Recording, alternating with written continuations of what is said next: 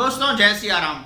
चुनावों के आखिरी चरण के समय में जब लगभग 48 घंटे शेष रह गए थे, हमारे माननीय प्रधानमंत्री जी कन्याकुमारी के विवेकानंद रॉक पर जाकर ध्यान उन्होंने लगाया था। जी हाँ, आप लोगों की जानकारी में, सभी की जानकारी में बता दूं, और वे लोग जो रामकृष्ण मिशन से जुड़े रहे हैं, वे लोग जिन्होंने स्वामी विवेकानंद जी का साहित्य पढ़ा है, वे लोग बहुत अच्छे से जानते हैं कि स्वामी जी का वह चाहे ज्ञान योग हो, भक्ति योग हो, प्रेम योग हो, कर्म योग हो, इनमें सभी में विस्तार से उन्होंने कह रखा है कि उनके क्या सिद्धांत हैं दरअसल में मूल रूप से। यहां तक कि ठाकुर कहा करते थे कि मैं जिन बातों को अपने मुख से न बोल सका, उन सभी का मैं अपनी सिद्धियों के द्वारा प्रयोग करता हुआ विवेकानंद के मुख से बुलवाऊंगा। तो स्वामी जी ज्ञान योग में स्पष्ट रूप से कहते हैं, जो मैंने पढ़ा है, आप सभी ज्ञान योग को पढ़ सकते हैं। स्वामी जी स्पष्ट कहते हैं कि दुनिया के किसी भी देश का, वह चाहे यूरोप हो, अमेरिका हो, फ्रांस हो, इंग्लैंड हो, जर्मनी हो, जापान हो, विश्व के किसी भी देश का भला राजनीति से हो सकता है, परंतु अगर हम बात करें भारत की और सिर्फ भारत की,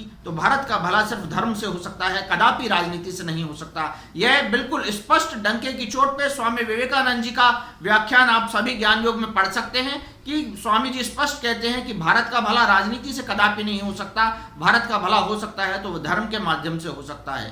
तो यहाँ पर हम कहना चाहेंगे कि मोदी जी का यह प्रयास निश्चित तौर पे स्वामी विवेकानंद जी के मंतव्यों से, वक्तव्यों से मेल नहीं खाता। इसलिए बहुत आवश्यक कि सभी जने बातों को गंभीरता से सत्य के धरातल पर, तथ्य के धरातल पर परखें। शब्दों को विराम। आप सब में व्यापक परमात्मा को प्रणाम। जय सिया राम।